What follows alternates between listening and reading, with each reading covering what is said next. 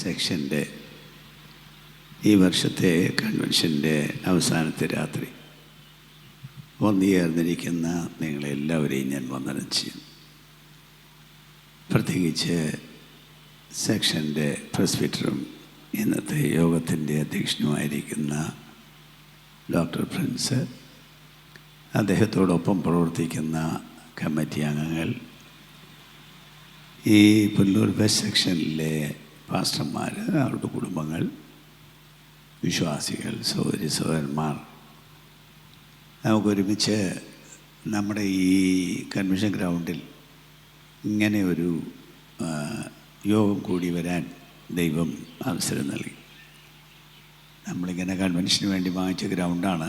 എന്നാലും നമ്മുടെ ഔദ്യോഗിക യോഗം പറന്തലിലേക്ക് പോയി. എന്നാലും ആണ്ടുതോറും ഇങ്ങനെ ഇപ്പോൾ ചില വർഷങ്ങളായിട്ട് യോഗം ഇവിടെ നടത്താൻ ഈ സെക്ഷൻ തയ്യാറായതിൽ സന്തോഷം. വാങ്ങിച്ച ഉപയോഗവും അങ്ങനെ നടക്കാൻ ഇടയാകുന്നതിൽ സന്തോഷം.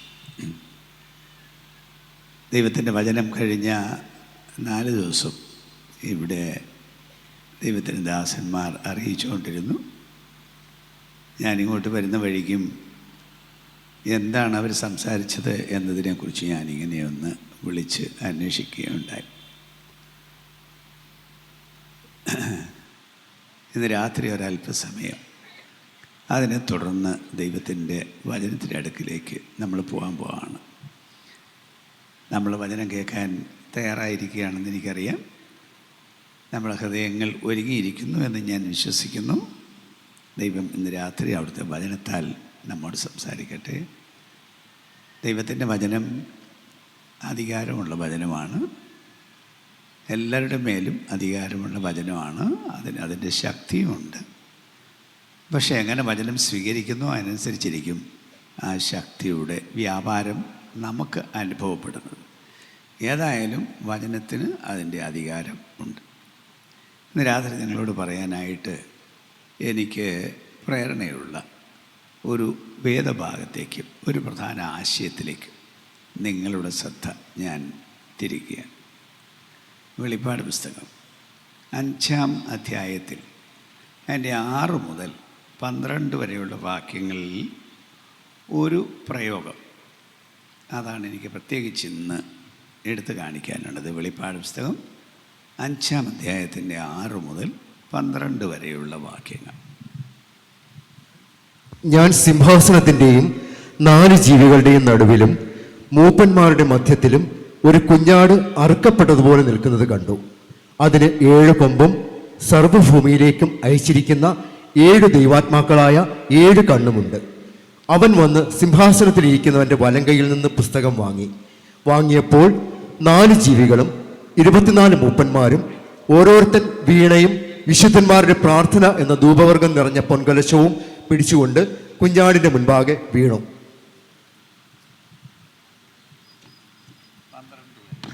പുസ്തകം വാങ്ങുവാനും അതിൻ്റെ മുദ്ര പൊട്ടിപ്പാനും നീ യോഗ്യൻ. നീ അറുക്കപ്പെട്ടു. നിന്റെ രക്തം കൊണ്ട് സർവ്വഗോത്രത്തിലും ഭാഷയിലും വംശത്തിലും ജാതിയിലും നിന്നുള്ളവരെ ദൈവത്തിനായി വിലയ്ക്ക് വാങ്ങി. ഞങ്ങളുടെ ദൈവത്തിന് അവരെ രാജ്യവും പുരോഹിതന്മാരുമാക്കി വെച്ചു. അവർ ഭൂമിയിൽ വാഴുന്നു എന്നൊരു പുതിയ പാട്ട് അവർ പാടുന്നു. പിന്നെ ഞാൻ ദർശനത്തിൽ സിംഹാസനത്തിൻ്റെയും ജീവികളുടെയും മൂപ്പന്മാരുടെയും ചുറ്റിലും ഏറിയ ദൂതന്മാരുടെ ശബ്ദം കേട്ടു. അവരുടെ എണ്ണം 10,000-10,000-ഉം 1,000,000-1000-ഉം ആയിരുന്നു. അവർ അത്യുച്ചത്തിൽ അറുക്കപ്പെട്ട കുഞ്ഞാട് ശക്തിയും ധനവും ജ്ഞാനവും ബലവും ബഹുമാനവും മഹത്വവും സ്തോത്രവും ലഭിപ്പാൻ യോഗ്യൻ എന്ന് പറഞ്ഞു. ദൈവം ഇന്ന് രാത്രി വചനങ്ങളാൽ നമ്മോട് സംസാരിക്കട്ടെ. പരിസരത്ത് കേൾക്കുന്നവരോടും ദൈവത്തിൻ്റെ ആത്മാവ് ഇന്ന് രാത്രി ഇടപെടുമാറാകട്ടെ. ഞാൻ പറഞ്ഞ ഈ വായിച്ച വേദഭാഗത്ത് നിന്ന് ഒരു പ്രയോഗമാണ് എനിക്കിന്ന് രാത്രി ചൂണ്ടിക്കാണിക്കാനുള്ളത്. ഈ 5-ാം അധ്യായത്തിൽ വായിച്ച വേദഭാഗത്തും 2-ാം വാക്യത്തിലൊരു ചോദ്യമുണ്ട്. ആ പുസ്തകം തുറപ്പാനും അതിൻ്റെ മുദ്ര പൊട്ടിപ്പാനും യോഗ്യൻ ആരുള്ളൂ എന്ന് അത്യുച്ചത്തിൽ ഘോഷിക്കുന്ന ശക്തനായൊരു ദൂതനെയും കണ്ടു. യോഗ്യനാരുള്ളൂ എന്ന് ഘോഷിക്കുന്ന ഒരു ദൂതൻ അവിടെ പറഞ്ഞ് ഈ പുസ്തകം വാങ്ങാനും അതിൻ്റെ മുദ്ര പൊട്ടിപ്പാനും യോഗ്യൻ എന്നൊരു ചോദ്യം. ഇത് ഭാവിയിൽ ഒരു ദിവസം സ്വർഗത്തിൽ കേൾക്കാൻ പോകുന്ന ഒരു ശബ്ദമാണ്. അപ്പോൾ ആ ശബ്ദം നേരത്തെ കൂട്ടി വെളിപ്പാടുണ്ടായി യോഹന്നാൻ അപ്പോസ്തലനിലൂടെ നമുക്ക് നൽകിയിരിക്കുകയാണ്. അപ്പം അങ്ങനെ ഒരു ദിവസം ഒരു ചോദ്യം ഉണ്ടാവും. അത് ത്രിലോകങ്ങളിലും സ്വർഗത്തിലും ഭൂമിയിലും പാതാളത്തിലും കേൾക്കുന്ന ഒരു ചോദ്യമായിരുന്നു. അപ്പം ചോദ്യം ഇതാണ്: ഈ പുസ്തകം വാങ്ങാനും അതിന് മുദ്ര പൊട്ടിപ്പാനും യോഗ്യൻ ആരും? 6-ാം വാക്യത്തിൽ നമ്മൾ വായിക്കുന്നത്, ഞാൻ സിംഹാസനത്തിൻ്റെയും 4 ജീവികളുടെയും നടുവിലും മൂപ്പന്മാരുടെ മധ്യത്തിലും ഒരു കുഞ്ഞാട് അറുക്കപ്പെട്ടതുപോലെ നിൽക്കുന്നത് കണ്ടു. ഒരു കുഞ്ഞാട് അറുക്കപ്പെട്ടതുപോലെ നിൽക്കുന്നത് കണ്ടു. അടുത്ത വാക്യം, അവൻ വന്ന് സിംഹാസനത്തിലിരിക്കുന്നവൻ്റെ വലങ്കയിൽ നിന്ന് പുസ്തകം വാങ്ങിയപ്പോൾ 4 ജീവികളും 24 മൂപ്പന്മാരും. ഇതൊക്കെ സ്വർഗത്തിലെ കാര്യമാണ്. അന്നൊരു വലിയ വേദി സ്ഥാപിക്കപ്പെടും. വലിയൊരു സ്റ്റേജ് ഉണ്ടാവും. വലിയ സംഭവത്തിന് വേണ്ടിയുള്ളൊരു സ്റ്റേജാണ്. വരാനുള്ള മൊത്തം ഭാവി ലോകം ഉദ്ഘാടനം ചെയ്യുന്ന വലിയ ദിവസമായിരുന്നു. അപ്പം അതിനോട് വലിയ സ്റ്റേജ് സെറ്റപ്പ് ചെയ്തിരിക്കുക. ആ സ്റ്റേജിൽ കാണുന്ന ആളുകൾ ചിലരുടെ കാര്യമാണ് ഇവിടെ ഈ പറയുന്നത്. അതിൽ പ്രധാനമായി അധ്യക്ഷനായിട്ട് വലിയ സിംഹാസനത്തിൽ ഒരാൾ ഇരിപ്പുണ്ട്. അത് ഒത്തിരി വിശദീകരണങ്ങൾ കൂടാതെ ദൈവമാണ് എന്ന് ഞാനങ്ങ് പറയുക. അതുകൂടാതെ വേറെ ഒരു 4 ജീവികളെ അവിടെ കാണാം. വളരെ സ്പെഷ്യലായിട്ടുള്ള 4 ജീവികൾ. സ്വർഗത്തിൽ കാണുന്ന ജീവികളാണ്, ഭൂമിയിലെ ജീവികളൊന്നുമല്ല. വളരെ സ്പെഷ്യലായിട്ടുള്ള ജീവികൾ. കൂടാതെ ഒരു 24 മൂപ്പന്മാർ, അവരെയും സ്വർഗത്തിൽ കാണും. അപ്പോൾ സ്വർഗത്തിലെ സിംഹാസനം, അതിലിരിക്കുന്ന ദൈവം, 4 ജീവികൾ, 24 മൂപ്പന്മാർ, പിന്നെ അസംഖ്യം ദൂതന്മാർ ഓഫ് കോഴ്സ് അവിടെ ഉണ്ട്. അപ്പം അങ്ങനെയുള്ള അതിന് നടുവിലാണ് ഈ ചോദ്യം ചോദിക്കുന്നത്. അധ്യക്ഷൻ്റെ കയ്യിൽ ഒരു പുസ്തകം ഇരിപ്പുണ്ട്. ആ പുസ്തകം നല്ലപോലെ മുദ്രയിട്ട് പൊതിഞ്ഞ് കെട്ടി വെച്ചിരിക്കുകയാണ്. എൻ്റെ ഭാഷയ്ക്ക് പറഞ്ഞ് ആർക്കോ സമ്മാനം കൊടുക്കാനുള്ള പുസ്തകം പോലെ നല്ലപോലെ പൊതിഞ്ഞ് കെട്ടി വെച്ചിരിക്കുകയാണ്. 7 മുദ്രയാൽ മുദ്രയിട്ടൊരു പുസ്തകം. അപ്പം ആ പുസ്തകം വാങ്ങാൻ യോഗ്യനാരുണ്ട് എന്നാണ് അന്നൊരു ദിവസം വിളിച്ചു ചോദിക്കാൻ പോകുന്ന ചോദ്യം. നടന്നിട്ടില്ല, മേലാലൊരു ദിവസം സംഭവിക്കാൻ പോകുന്ന കാര്യമാണ്. അപ്പം ആ ചോദ്യത്തിന് ഉത്തരം പറയാൻ ആരെയും കണ്ടില്ല എന്നാണ് അവിടെ പറഞ്ഞിരിക്കുന്നത്. അതൊന്നും അല്ല എൻ്റെ പ്രധാനപ്പെട്ട വിഷയം, അതല്ല എന്നുള്ളതുകൊണ്ട് ഞാൻ അത് ഞാൻ വിശദീകരിക്കുന്നില്ല. ആരെയും കണ്ടില്ല. സ്വർഗത്തിലും ആരെയും കണ്ടില്ല, ഭൂമിയിലും ആരെയും കണ്ടില്ല. ഭൂമിക്ക് കീഴിൽ പാതാളത്തിൽ പിശാചിൻ്റെ ആസ്ഥാനമാണ്. അവിടെയും ഈ ചോദ്യത്തിന് ഉത്തരം പറയാനോ രംഗത്ത് വരാനോ ഒരാളെയും കണ്ടില്ല. അപ്പം അങ്ങനെ ഇരിക്കെ സ്വർഗത്തിൽ നിന്ന് വേറൊരു ശബ്ദം വിളിച്ചു പറഞ്ഞു. അപ്പം ഇത് കേട്ട് ആരെയും കാണാഞ്ഞതുകൊണ്ട് യോഹന്നാൻ അപ്പോസ്തലൻ ദർശനം കാണുക. അപ്പം ദർശനം കണ്ടിങ്ങനെ ആരെയും കാണാഞ്ഞതുകൊണ്ട് അദ്ദേഹം വളരെ കരഞ്ഞു, കുറേ നേരം കരഞ്ഞു. കാരണം ഇത്ര വലിയ കാര്യം, വലിയ സംഭവം കൂട്ടത്തിന് വേണ്ടി യോഗം വിളിച്ചു കൂട്ടിയിരിക്കുന്നു. പക്ഷെ ചോദിക്കുന്ന ചോദ്യത്തിന് ഉത്തരം പറയാൻ ഒരാളുമില്ല. പുസ്തകം ആർക്കോ കൊടുക്കാൻ കൊണ്ടുവന്നിരിക്കുന്നു, വാങ്ങിക്കാൻ ആരുമില്ലേ എന്ന് വരുമ്പോൾ അദ്ദേഹത്തിന് സങ്കടം തോന്നി. അങ്ങനെ ഒത്തിരി കരഞ്ഞപ്പോൾ പറഞ്ഞതാണ്, കരയണ്ട, ഒരു ഭാഷയാണ് അവിടെ പറഞ്ഞത്. ഞാൻ പറഞ്ഞില്ല, അതൊന്നും വിശദീകരിക്കുന്നതിൻ്റെ പ്രധാന പോയിൻ്റ് അല്ലെന്നുള്ളതാണ്. എങ്കിലും ഒന്ന് പറഞ്ഞേക്കാം.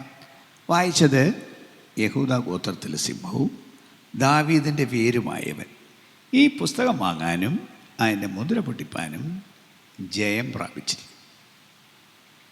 അപ്പോൾ അവിടെ പറഞ്ഞ വാക്ക് ജയം പ്രാപിച്ചിരിക്കും. എന്നാൽ ചോദ്യം, യോഗ്യൻ ആരുള്ളൂ എന്നാണ്. അപ്പം അങ്ങനെ ഇങ്ങനെ ഒരു കൂടിയ ആളെ കണ്ടു. ഒന്നുകൂടെ പറഞ്ഞു, യഹൂദാ ഗോത്രത്തിലെ സിംഹവും ദാവീദിൻ്റെ വീരമായവൻ എന്ന് വിളിക്കുന്ന ഒരാൾ. അപ്പോൾ അത് വലിയ കൂടിയാളാണ്. സിംഹം മൃഗങ്ങളുടെ രാജാവല്ലേ. അപ്പോൾ യഹൂദ ഗോത്രത്തിലെ സിംഹം എന്നൊക്കെ പറഞ്ഞാൽ അവരുടെ വലിയ രാജാവെന്നാണ് അതിൻ്റെ അർത്ഥം. യഹൂദ ജനത്തിൻ്റെ കൂടിയ രാജാവ്. ദാവീദിൻ്റെ പേരെന്ന് പറഞ്ഞാൽ ദാവീദ് ഇസ്രയേൽ രാജാക്കന്മാരിൽ ഏറ്റവും മഹത്വമുള്ള രാജാവായിരുന്നു. അതിനേക്കാൾ കൂടി ജ്ഞാനി ഉണ്ടായിട്ടുണ്ട്, പക്ഷേ ഇത്രയും മഹത്വമുള്ളവൻ വേറെ ഉണ്ടായിട്ടില്ല ഒരു കാലത്ത്. എന്ന് മാത്രമല്ല, ഈ ദാവീദിന് അദ്ദേഹത്തിൻ്റെ ജീവിതം നിമിത്തം, അദ്ദേഹത്തിൻ്റെ ഭക്തി നിമിത്തം, ദൈവത്തോടുള്ള തൻ്റെ ആവേശം നിമിത്തം ഒരു വാഗ്ദത്തം കൊടുത്തു. ആ വാഗ്ദത്തം അദ്ദേഹത്തിനും അദ്ദേഹത്തിൻ്റെ കുടുംബത്തിനും ഒരു നിത്യരാജ്യത്വം ഉണ്ടായിരിക്കും എന്നത് വാഗ്ദത്തം ചെയ്ത ദൈവം. നിത്യരാജ്യത്വം. അദ്ദേഹത്തിൻ്റെ സന്താന പരമ്പരകൾ നിത്യം രാജാക്കന്മാരായിരിക്കും. അപ്പം അങ്ങനെ വലിയ വാഗ്ദത്തം കിട്ടിയ ദാവീദ്, ഞാൻ പറഞ്ഞ വലിയ കൂടിയ ആളുകളാണ്. യഹൂദ ഗോത്രത്തിലെ സിംഹം, ദാവീദിൻ്റെ വേരുമായവൻ, ദാവീദിൻ്റെയും വേരെന്ന് പറഞ്ഞാൽ കാരണക്കാരൻ, ദാവീദിൻ്റെയും കാരണത്തോ കൂടിയ രാജാവിൻ്റെ കാരണക്കാരനുമായവൻ ഈ പുസ്തകം വാങ്ങാൻ ജയം പ്രാപിച്ചിരിക്കുന്നതെന്നാണ് സ്വർഗത്തിൽ നിന്ന് വിളിച്ച് പറഞ്ഞ ശബ്ദം. അപ്പം അങ്ങനെ നോക്കിയപ്പോൾ അവിടെ ഒരു കുഞ്ഞാട് അറുക്കപ്പെട്ടതുപോലെ നിൽക്കുന്നത് കണ്ടു എന്നാണ് പറയുന്നത്. കുഞ്ഞാട് അറുക്കപ്പെട്ടതുപോലെ സ്വർഗത്തിൽ ഒരു കുഞ്ഞാട് അറുക്കപ്പെട്ടതുപോലെ നിൽക്കുന്നത് കണ്ടു. എന്നിട്ട് വിളിച്ചു പറയുകയാണ്, ഈ ആൾ, ഈ കുഞ്ഞാട് ഈ പുസ്തകം വാങ്ങാനും അതിൻ്റെ മുദ്ര പൊട്ടിപ്പാനും യോഗ്യനാണ്. ഈ കുഞ്ഞാട് ഞാൻ മനസ്സിലാക്കുന്നത്, ഇന്നലെ രാത്രി ഇവിടെ ദൂത് പറഞ്ഞ് അവസാനം കൊണ്ട് അവസാനിപ്പിച്ചത് യേശുക്രിസ്തുവിൻ്റെ ക്രൂശീകരണത്തിലാണ് എന്നാണ് ഞാൻ മനസ്സിലാക്കുന്നത്.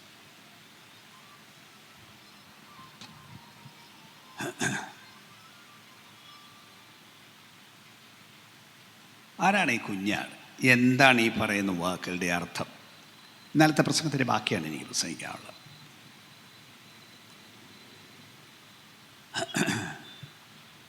വേദപുസ്തകം ഈ കുഞ്ഞാട് എന്ന് പറയുമ്പോൾ ഇത് പുതിയ നിയമത്തിൻ്റെ തുടക്കത്തിലുള്ള ഒരു പ്രയോഗമാണ്.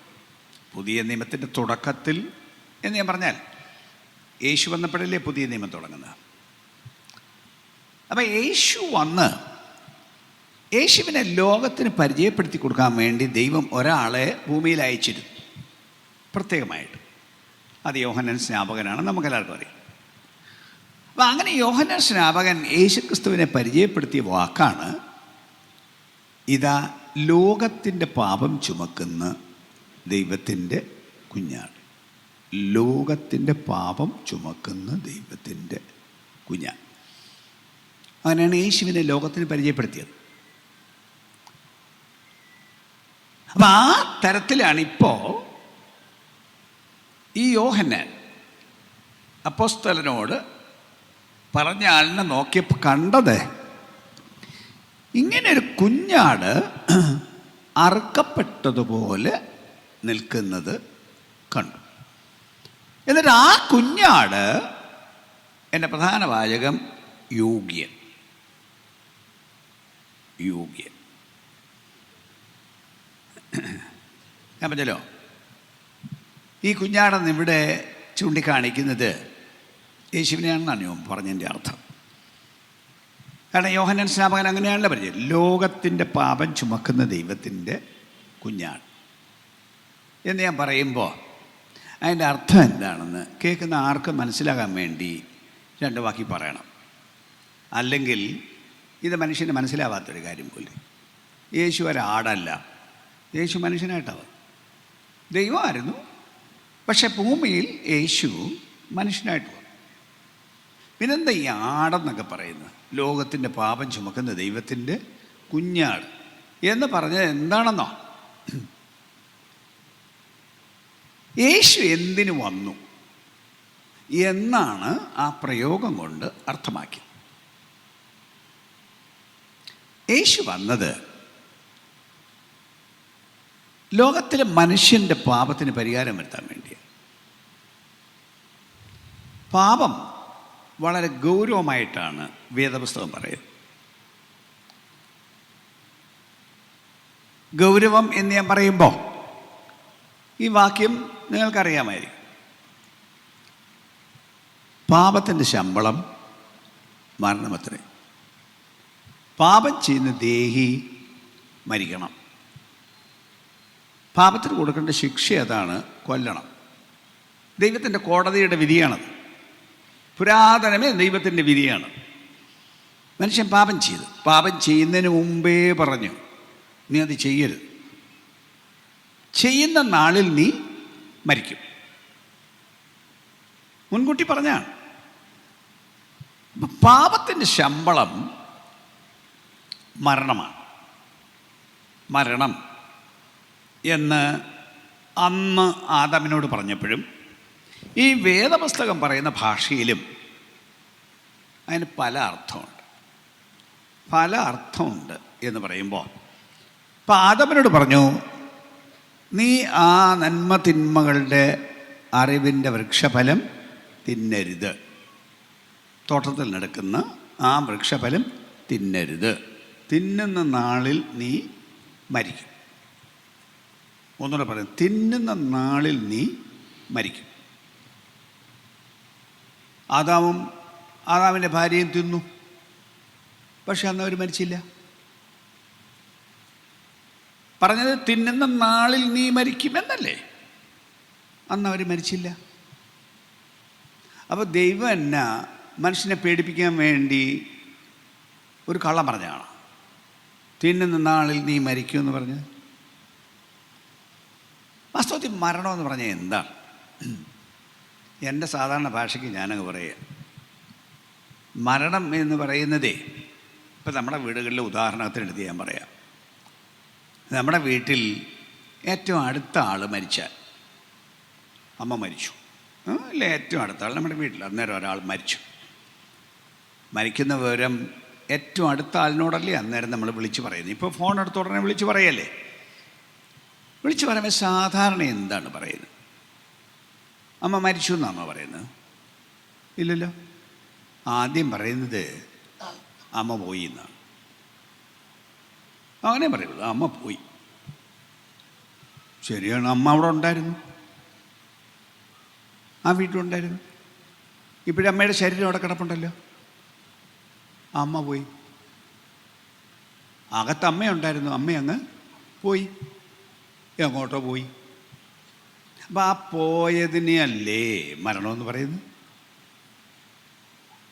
നമ്മളിൽ നിന്ന് പോയി, പിന്നെ നമ്മുടെ കൂടെ വരില്ലെന്ന് മാത്രമല്ല, നമുക്ക് കൊണ്ടുപോകാൻ പറ്റില്ല. നമ്മൾ കൊണ്ടുപോയി കുഴിച്ചിടും. എത്ര പ്രിയപ്പെട്ടവരാണെങ്കിലും ശരി, കൊണ്ടുപോയി കുഴിച്ചിടും. അങ്ങനെ വേറെ മാർഗമില്ല. കരഞ്ഞിട്ടായിരിക്കും.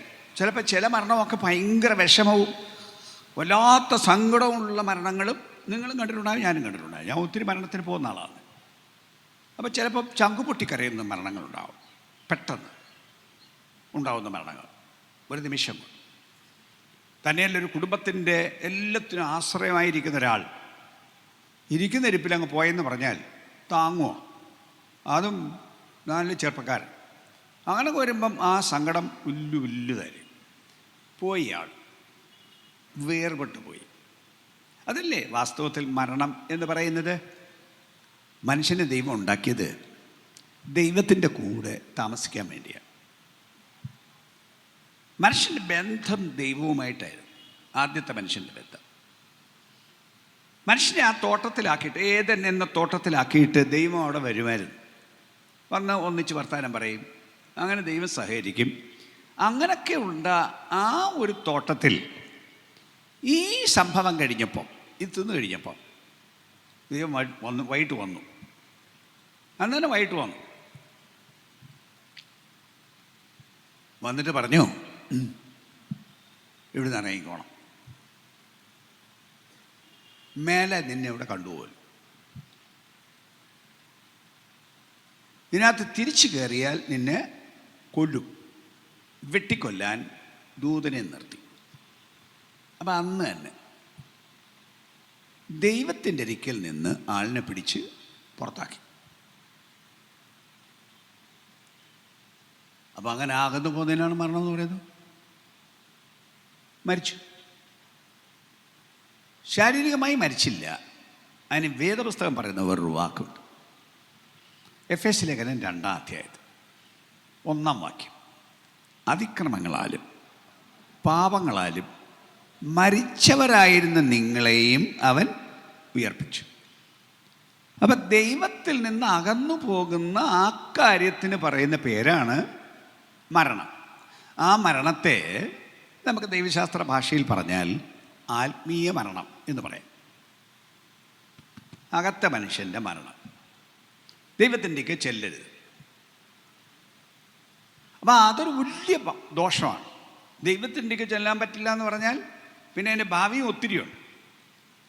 ഒന്നുകൂടെ പറയും. അപ്പം അതിന് പറയുന്ന പേര് ആത്മീയ മരണം. അത് അന്ന് സംഭവിച്ചു, അന്നിറക്കി വിട്ടു. ഭൂമിയിലെ മനുഷ്യന് ഇന്നും ദൈവത്തിൻ്റെയൊക്കെ ചെല്ലാൻ പേടിയാണ്. ആഗ്രഹമുണ്ട്, പക്ഷേ ദൈവത്തിൻ്റെ കൂടെ അങ്ങനെ അങ്ങ് ഇരിക്കാൻ പറ്റും എന്ന ചിന്ത മനുഷ്യർക്കുണ്ടോ? നിങ്ങളൊന്ന് ആലോചിച്ചു. ഏത് മതം എടുക്കൂ, ഏത് മതം എടുത്താലും പൊതുവെ മതങ്ങളിൽ ദൈവത്തെ ഒന്ന് കാണാൻ പോകും. കാണാൻ പോയി കണ്ടും വെച്ച് പെട്ടെന്ന് പോരും. ഞാനും പല സ്ഥലങ്ങളിൽ പോയിട്ടുണ്ട്, ദൈവത്തെ കാണാനൊന്നുമല്ല, എന്നാലും. അപ്പം ഞാൻ കണ്ടിട്ടുള്ളത്, പോകുന്നു, വലിയ തിരക്കാണെങ്കിൽ അവിടെ നിൽക്കാനും നോക്കത്തില്ല. ഒരു സെക്കൻഡ് കണ്ടു പോയി. മണിക്കൂറുകൾ ദിവസങ്ങളെടുത്തായിരിക്കും പോയത്, പക്ഷെ ഒന്ന് കണ്ടു പോരും. അപ്പം അങ്ങനെ ദൈവത്തിൻ്റെ ഒരിക്കൽ അവിടെ ഇരിക്കാൻ പറ്റുമെന്നുള്ള ചിന്തയില്ല. അപ്പം അതിന് പ്രത്യേക ആളുകൾക്കേ അത് പറ്റുള്ളൂ. അല്ല, ഇനി പഴയ നിയമത്തിൽ നമ്മൾ ഈ വേദപുസ്തകം പറയുന്ന മതം തന്നെ നോക്കും. വേദപുസ്തകം പറയുന്ന മതം നോക്കിയാലും പഴയ നിയമത്തിൽ ഈ തോട്ടത്തിൽ നിന്നല്ല ഇവരെ എടുത്ത് പുറത്താക്കിയതിന് ശേഷം ദൈവം പറഞ്ഞു, ഞാൻ നിങ്ങളോട് വന്ന് താമസിക്കാം, നിങ്ങളുടെ നാട്ടിൽ വന്ന് താമസിക്കാം. സ്വർഗത്തിലെ ദൈവമാണ്, നിങ്ങളുടെ നാട്ടിൽ വന്ന് താമസിക്കാം. പക്ഷേ അതിൻ്റെ കാര്യം ചെയ്യണം. എനിക്ക് അതിനു വേണ്ടി ഒരു വിശുദ്ധ മന്ദിരം ഉണ്ടാക്കണം. നാടൻ ഭാഷയ്ക്ക് പറഞ്ഞാൽ എനിക്ക് താമസിക്കാൻ ഒരു വീട് ഉണ്ടാക്കിത്തരണം. അത് ഞാൻ പറയുന്ന പോലെ തന്നെ ഉണ്ടാക്കിത്തരണം. ഞാൻ പറയുന്ന പോലെ ഉണ്ടാക്കി തന്നെങ്കിൽ ഞാൻ അവിടെ വന്ന് താമസിക്കുകയുള്ളൂ. അങ്ങനെ ഒരു വീട് ഉണ്ടാക്കി കൊടുത്തു. അപ്പം ദൈവം അവിടെ താമസിക്കാൻ വരുമായിരുന്നു. അവിടെ വന്ന് സ്ഥിരം താമസിച്ചു. പക്ഷേ അവിടെ ആളുകൾ കയറിക്കൂടാ.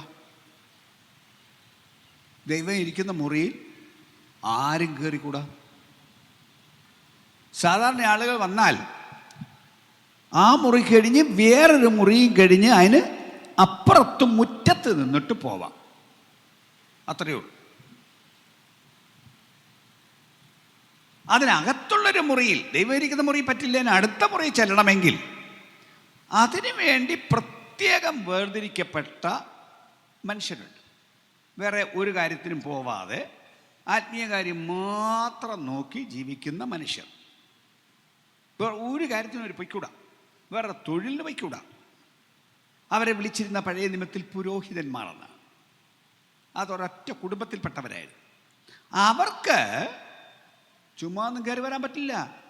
ഭയങ്കര വിശുദ്ധിയുടെ പ്രമാണം പാലിച്ച് മാത്രം കയറി വരാം. എന്തെങ്കിലും അശുദ്ധിയുള്ള ദിവസം അവിടെങ്ങും ചെന്നൂടാ. ദൈവം ഇരിക്കുന്ന മുറിയിൽ ആർക്കും കയറിക്കൂടാ. അങ്ങനെ ദൈവം ഇരിക്കുന്ന മുറി എന്ന് പറഞ്ഞൊരു മുറി ഉണ്ടായിരുന്നു. ആ മുറിയിലാണ് ദൈവം താമസിച്ചിരുന്നത്.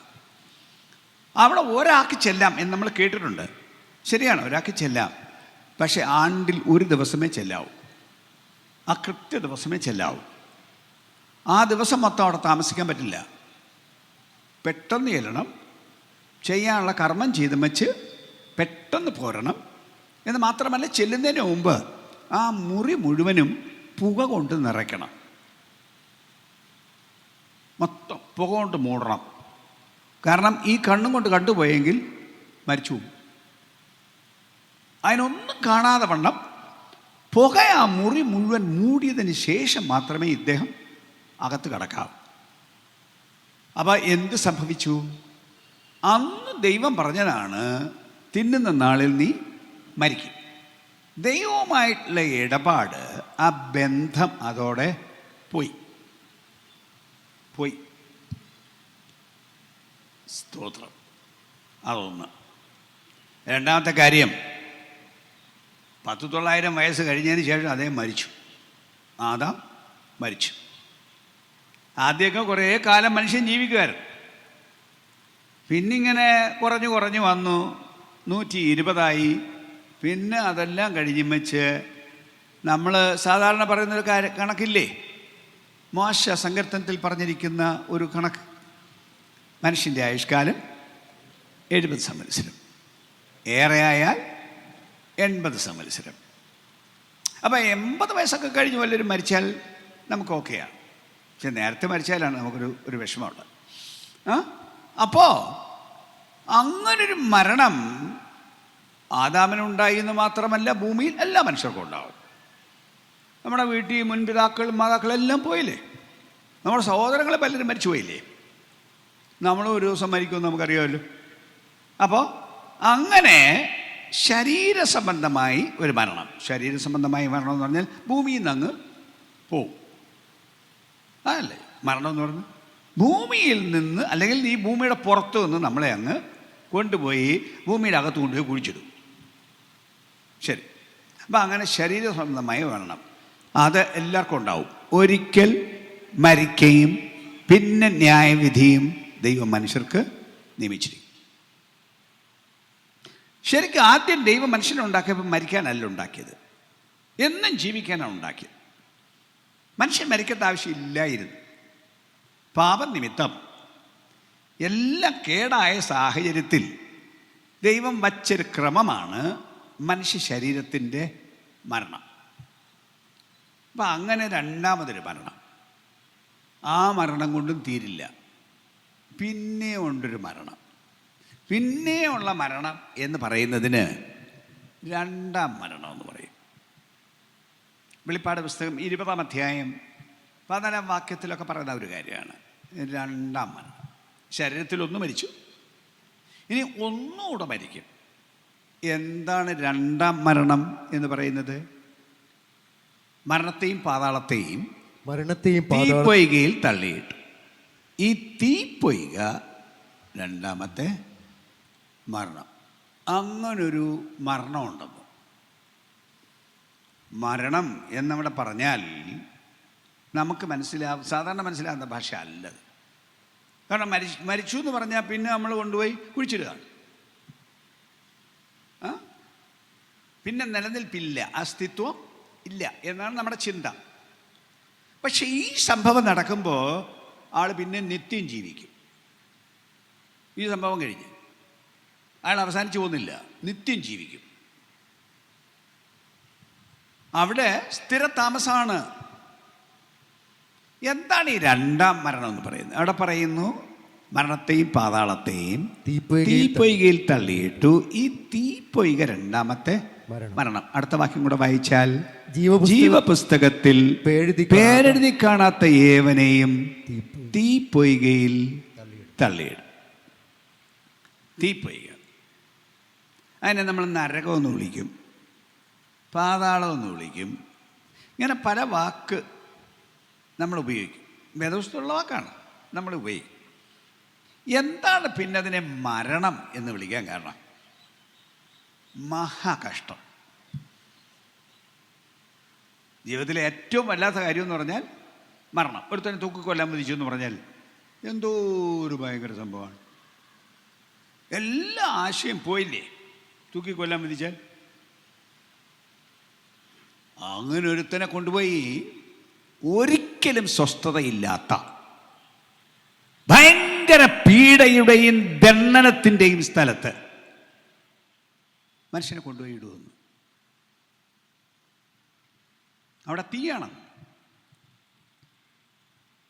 ഭയങ്കര ദണ്ഡന സ്ഥലമാണ്. അപ്പം അതിന് പറയുന്നത് മരണം. ഒന്നാമത്തത് ആത്മീക മരണം. അതെല്ലാ മനുഷ്യർക്കും വന്നു. നീതിമാൻ ആരുമില്ല, ഓർത്തം പോലുമില്ല. ദൈവത്തോട് അടുക്കാനുള്ള പ്രാഗൽഭ്യം മനുഷ്യന് ഇല്ല. എപ്പോഴും ദൈവത്തിനോട് അങ്ങ് ഇരിക്കാൻ പറ്റുമെന്നൊന്നും ആളുകൾക്ക് വലിയ ചിന്തയൊന്നും ഇല്ല. ക്രിസ്തീയ മതത്തിലും അങ്ങനെയൊക്കെ തന്നെയാണ്.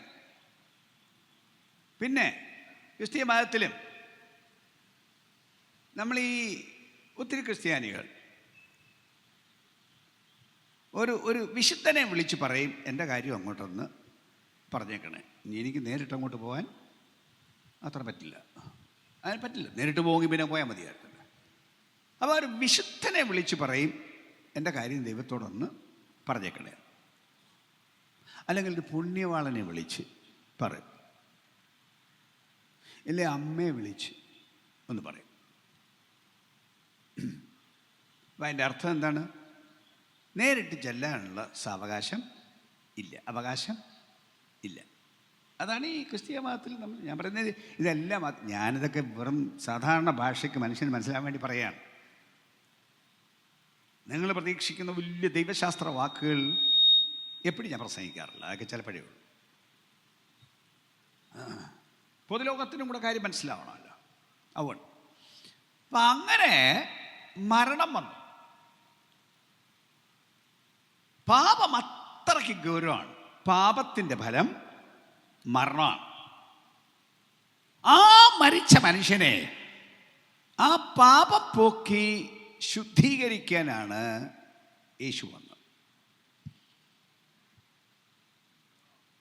ദൈവത്തിനുള്ള അകലമല്ലേ ആദ്യത്തെ കാര്യം ഞാൻ പറഞ്ഞത്. അതിന് തന്നെ ഞാൻ ഇപ്പോൾ പറഞ്ഞതിൻ്റെ ബാക്കി ഒരു കാര്യം കൂടെ പറയാം. യേശു ഇതിന് വഴി കണ്ടത് മരണത്തിലൂടെയാണ്. അല്ലാതെ അതിൻ്റെ അധികാരം ഉപയോഗിച്ചിട്ട് എല്ലാവരുടെയും പാപം ഞാൻ ക്ഷമിച്ചിരിക്കുന്നു എന്ന് യേശു പറഞ്ഞില്ല. അതിനൊക്കെ ദൈവത്തിൻ്റെ കാരണങ്ങളുണ്ട്, യേശുവിൻ്റെ കാരണങ്ങളുണ്ട്. ദൈവം നീതിമാനാണ്, ദൈവം അതിപരിശുദ്ധനാണ്. ദൈവം ചെയ്യുന്നതെല്ലാം നീതിയാണ്. നീതി എന്ന് പറഞ്ഞാൽ ശരി, കൃത്യം ശരിയായിരിക്കണമല്ല. ദൈവം ക്ഷമിക്കുന്നവനാണ്, പക്ഷേ ദൈവം ദയയുള്ളവനും കരുണയുള്ളവനാണെങ്കിലും ദൈവം നീതിമാനാണ്. ഞാൻ ഒന്നുകൂടെ പറഞ്ഞാൽ വിധി പറയുകയാണ്, പാപത്തിൻ്റെ ശമ്പളം മരണമത്രേ. അപ്പം അങ്ങനെ വരണ്ട ഈ മരണം. അപ്പോൾ എല്ലാവരെയും കൊല്ലണം, കാരണം നീതിമാൻ ആരുമില്ല, ഒരാൾ പോലും ഇല്ല, എല്ലാവരെയും കൊല്ലണം. അതിന് പകരം മനുഷ്യൻ്റെ പാപമെടുക്കാൻ കഴിവുള്ള ഒരാൾ വേണം. ഇനി ഈ ചിത്രം തന്നെ അതാണ് സംഗതി. ഈ ആടെന്ന് പറഞ്ഞില്ലേ, കുഞ്ഞാടെന്ന് പറഞ്ഞില്ലേ, അത് ഈ യഹൂദ മതത്തിലെ ഒരു പ്രത്യേക ദിവസത്തെ ചൂണ്ടിക്കാണിക്കുന്നതാണ്. ഏറ്റവും പ്രധാനമായിട്ട് പൊതുവെയുള്ള കാര്യം ഉണ്ടെങ്കിൽ പോലും അവരുടെ ആണ്ടിലൊരിക്കൽ ഒരു വലിയ പെരുന്നാളുണ്ടായിരുന്നു. എല്ലാവരും വരേണ്ട നിർബന്ധമായൊരു പെരുന്നാൾ. ഏത് നാട്ടിൽ നിന്നാണെങ്കിലും അവിടെ വരണം, നിർബന്ധമായിട്ടൊരു പെരുന്നാൾ. ആ പെരുന്നാൾ അന്ന് ചെയ്യുന്ന കാര്യം അന്നത്തെ ദിവസത്തിന് പറഞ്ഞ മഹാപാപ പരിഹാര ദിവസം. ഈ ജനത്തിന് മൊത്തം പാപപരിഹാരം വരുത്തുന്നൊരു ആണ്ടിലൊരിക്കൽ ഉള്ളൊരു പെരുന്നാളാണ്. അന്നാണ് ഈ മഹാപുരോഹിതൻ ദൈവം ഇരിക്കുന്ന മുറിയിൽ പോകുന്നത്. വേറെ ഒരു ദിവസം കരുതുക പോകുന്ന ഇതിനു വേണ്ടിയാണ്, ജനത്തിൻ്റെ പാപത്തിന് പരിഹാരം വരുത്താൻ വേണ്ടി. എങ്ങനെ പരിഹാരം വരുത്തും? ദൈവം വെച്ച ക്രമമാണ്. ഞാൻ ഈ പറയുന്ന ലേവ്യ പുസ്തകം 16-ാം അധ്യായത്തിലാണ് ഈ സംഭവങ്ങൾ വിശദീകരിച്ചിട്ടുള്ളത്. ലേവ്യ 16. അപ്പം അവിടെ പറഞ്ഞിരിക്കുന്നത് അന്നൊരു 2 ആടിനെ കൊണ്ടുവരും. കൊണ്ടുവന്നിട്ട് ഒരെണ്ണത്തെ, ഇത് ചീട്ടിട്ടാണ് വേർതിരിക്കുന്നത്, ഒരെണ്ണത്തെ ദൈവത്തിനൊന്ന് ചീട്ടിടും, വേറൊരെണ്ണത്തിന് അസസയിൽ നിന്ന് ചീട്ടിടും. ചീട്ടിട്ടിട്ട് 2 ചീട്ടെടുക്കും. ദൈവത്തിനൊന്ന് ചീട്ട് വീണ ആടിനെ കൊണ്ടുവന്ന് അറുക്കും. ആ ജനത്തിൻ്റെ പാപത്തിന് പരിഹാരം വരുത്താൻ വേണ്ടി ഈ ആടിൻ്റെ രക്തം ദൈവം ഇരിക്കുന്ന മുറി കൊണ്ടുചെല്ലും. ഈ യാഗമത്തിൻ്റെ രക്തമൊക്കെ കൊണ്ടുചെല്ലും എന്ന് പറഞ്ഞാലും ദൈവം ഇരിക്കുന്ന മുറിയിൽ ആണ്ടിൽ ഈ ഒറ്റ യാഗത്തിൻ്റെ രക്തമേ കൊണ്ടുചെല്ലാവൂ. എല്ലാ ദിവസവും അർപ്പിക്കുന്ന രക്തമൊന്നും അവിടെ കൊണ്ടുചെല്ലില്ല. ആണ്ടിൽ ഒരു ദിവസം ഈ ഒരു യാഗത്തിൻ്റെ രക്തം. അന്ന് മഹാപുരോഹിതൻ്റെ പാപത്തിന് പരിഹാരം ഉണ്ടാക്കണം, അതും അവിടെ കൊണ്ടുചെല്ലണം. എനിവേ, അപ്പോൾ ഈ ആടിനെ അറുത്ത് അതിൻ്റെ രക്തം കൊണ്ടുപോയി അർപ്പിച്ചാൽ എന്താണെന്നോ അതിൻ്റെ അർത്ഥം ഇതാണ്: പാപത്തിൻ്റെ ശമ്പളം മരണം, പാപം ചെയ്യുന്നവനെ കൊല്ലണം. അങ്ങനെ കൊല്ലാൻ പോയാൽ എല്ലാവരും ചത്തു. അതിന് പകരം എനിക്ക് പകരം ഒരാടിനെ അറുത്ത്, ഈ ഇസ്രായേൽ ജനത്തിന് പകരം ഒരാടിനെ അറുത്ത് അതിനെ കൊന്നു. അപ്പം അവർക്ക് പകരം ഒരാളെ കൊന്നു, ഒരാടിനെ കൊന്നു. അത് നിമിത്തം ഒരാണ്ടത്തെ പാപം ദൈവം ക്ഷമിച്ചു കൊടുക്കും. അപ്പം അവർക്ക് പകരം ഒരു മരണം നടന്നു. പക്ഷെ അടുത്ത ആണ്ടിൽ വീണ്ടും ആടിനെ അറക്കണം. ഇങ്ങനെ ആണ്ടുതോറും ചെയ്തുകൊണ്ടേയിരിക്കണം. അതും അന്നത്തെ ആ യാഗം യഹൂദ സമുദായത്തിന് മാത്രമേ ദൈവം അനുവദിച്ചുള്ളൂ. ബാക്കി മതക്കാർക്കും ജാതിക്കാർക്കും ദൈവം കൊടുത്തില്ല. അന്നത്തെ ഈ പരിഹാരം വരുത്തി യഹൂദന്മാർക്ക് വേണ്ടി മാത്രമാണ്. ഞാൻ പറഞ്ഞില്ലേ, സ്ഥിരം പരിഹാരം ഉണ്ടാവുന്നുമില്ല. എന്നാൽ മനുഷ്യന് സ്ഥിരം ഒരു പരിഹാരം വേണ്ടേ? പാപത്തിൻ്റെ മേൽ മനുഷ്യന് ഒരു സ്വാതന്ത്ര്യം വേണ്ടേ? അതിൻ്റെ ശിക്ഷ മനുഷ്യൻ്റെ മേൽ നിന്നൊന്ന് മാറിപ്പോവണ്ടേ? അത് മാറ്റാൻ യാഗമൃഗങ്ങൾക്ക് കഴിഞ്ഞിരുന്നില്ല, മറ്റൊന്നിനും കഴിഞ്ഞിരുന്നില്ല. അതിന് കഴിയുന്നത് അത് പാപം എടുക്കാൻ പറ്റിയ ഒരുത്തം വരണം. പറ്റിയ ഒരുത്തം വരണമെങ്കിൽ പാപം ഇല്ലാത്തവൻ വരണം. പാപമില്ലാത്തവരാരുമില്ല. പാപമില്ലാത്ത ദൈവം മാത്രമേ ഉള്ളൂ. അതിനാണ് ദൈവം ജഡത്തിൽ വന്നത്. അറിയാമോ, യേശുവിൻ്റെ മരണം എന്നല്ല പറഞ്ഞില്ലേ? യേശുവിനെ വിസ്തരിച്ചു. യേശുവിൻ്റെ മേൽ കുറ്റം ചുമത്തി ആളുകൾ കോടതി കൊണ്ടുചെന്നു. ആദ്യം ഒരു മതക്കോടതിയിൽ കൊണ്ടുപോയി, പിന്നെ കൊണ്ടുപോയി സർക്കാർ കോടതിയിൽ കൊണ്ടുപോയി. അപ്പം മതക്കോടതിയിലും കുറ്റം ചുമത്തി ഇവൻ കുറ്റക്കാരനാണ്, കൊല്ലണം എന്ന് പറഞ്ഞാണ് കൊണ്ടുവന്നിരിക്കുന്നത്. വാദികളുടെ ആവശ്യം ഇവനെ കൊല്ലണം. അപ്പം ഈ വാദികൾ എന്ന് പറയുന്ന പ്രധാനമായിട്ടും അന്നത്തെ മഹാപുരോഹിതന്മാരും മത നേതാക്കന്മാരുമാണ്. അവർ തന്നെയാണ് കോടതിയിലെ ന്യായാധിപന്മാരും.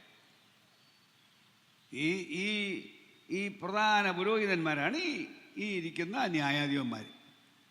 അവർ തന്നെ കേസ് കൊടുപ്പിച്ചു, അവർ തന്നെ സാക്ഷിയെ കൊണ്ടുവന്നു, അവർ തന്നെ വിധി പറയും.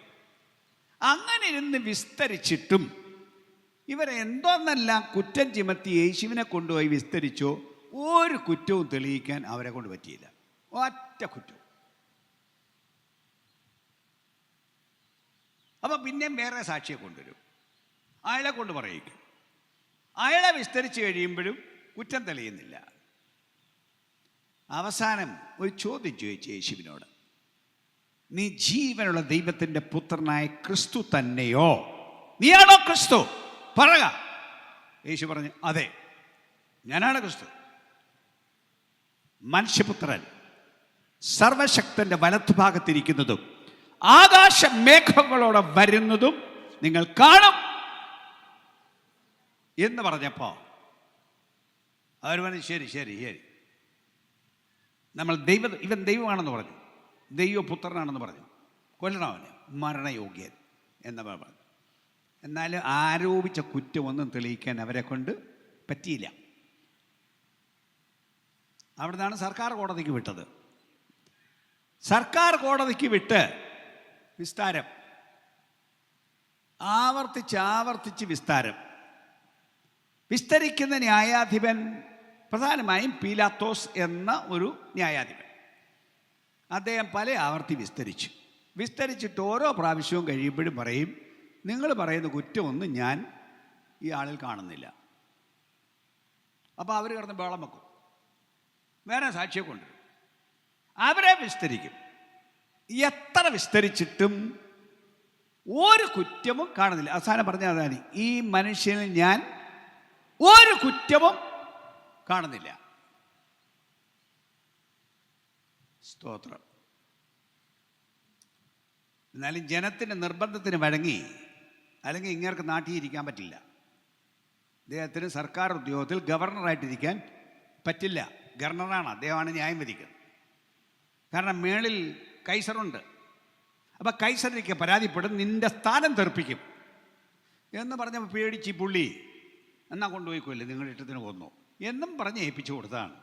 എന്നാലും ഏൽപ്പിച്ചു കൊടുത്തപ്പോഴും വചനം എന്താ പറയുന്നറിയോ?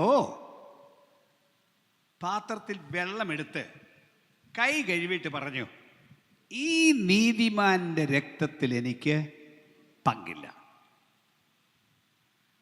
കോടതി എത്ര വിസ്തരിച്ചിട്ട് ഒരു കുറ്റവും തെളിയിക്കാൻ കഴിഞ്ഞില്ല.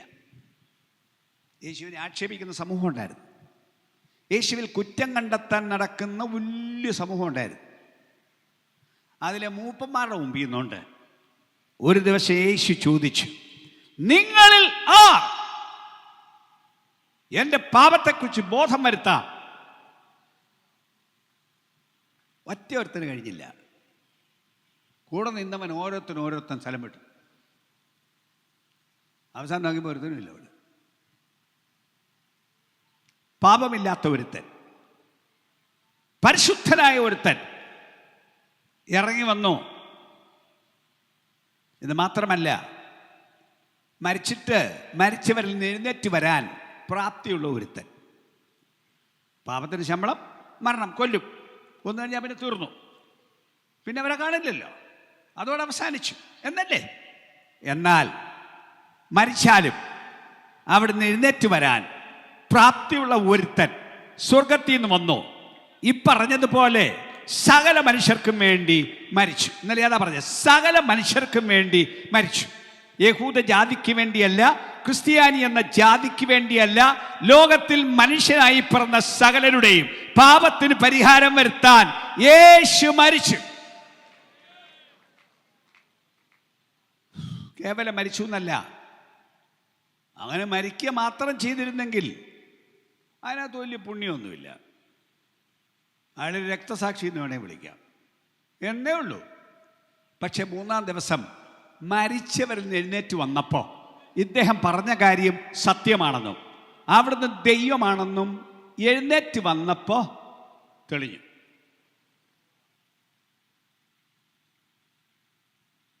അപ്പം ഈ ദൈവത്തിൻ്റെ കുഞ്ഞാടെന്ന് പറഞ്ഞാൽ ഞാൻ ഈ പറയുന്നതാണ് എൻ്റെ അർത്ഥം. ലോകത്തിൻ്റെ പാപം ചുമക്കാൻ വന്നവൻ ചുമന്നു, മരിച്ചിട്ട് ഉയർത്തെഴുന്നേറ്റു, പാപത്തിന് പരിഹാരം വരുത്താൻ വഴിയുണ്ടാക്കി. എല്ലാ മനുഷ്യരും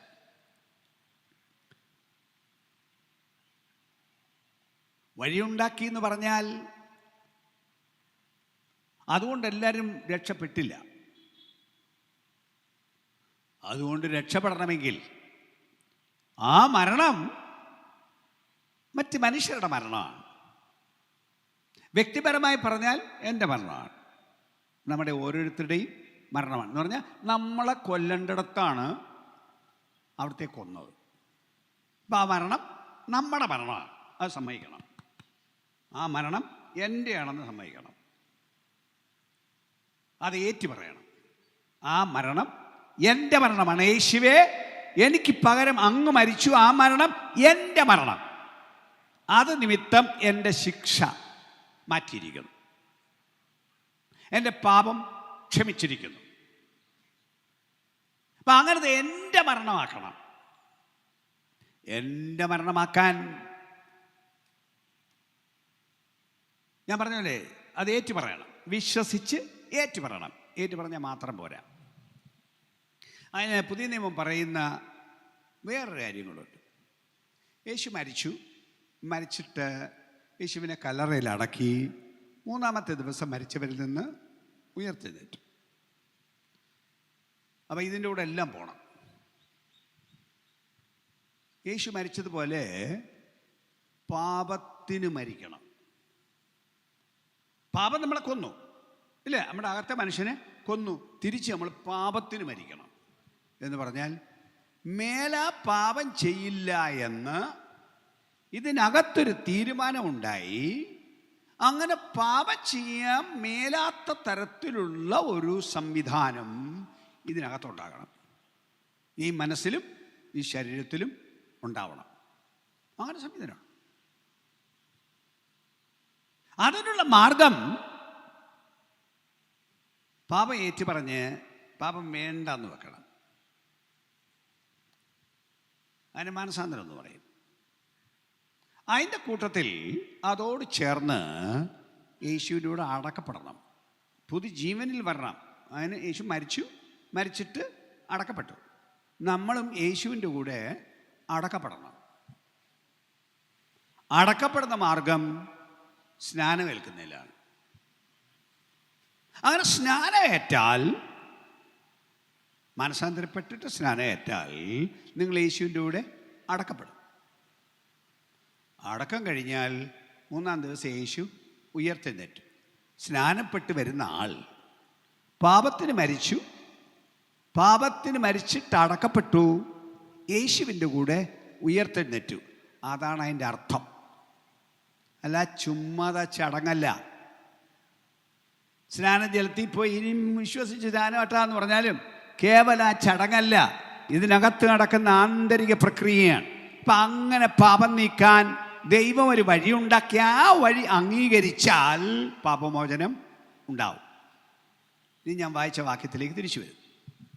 യേശുവിനോട് പറയാണ്, അങ്ങ് യോഗ്യൻ. എൻ്റെ പ്രധാന ഭാഗം അതാന്ന് ഞാൻ പറഞ്ഞല്ലോ. അങ്ങ് യോഗ്യൻ. സ്വർഗത്തിൽ കേൾക്കുന്നൊരു ശബ്ദമാണത്, അങ്ങ് യോഗ്യൻ. താഴെ സകല സൃഷ്ടികളും വിളിച്ച് പറയുന്ന ഒരു പാട്ട് പറയുന്നുണ്ട്. അവിടെയും പറയുന്നത് അതാണ്. സ്തുതിയും സ്തോത്രവും ബഹുമാനവും ലഭിപ്പാൻ അങ്ങ് യോഗ്യൻ. സകല സൃഷ്ടികളും, സകല മൃഗങ്ങളും, സകല പക്ഷികളും, സകല മത്സ്യങ്ങളും, സകല ജന്തുക്കളും വിളിച്ചു പറയും, യേശു സകല ബഹുമാനവും പുകഴ്ചയും മഹത്വവും ലഭിപ്പാൻ യോഗ്യൻ.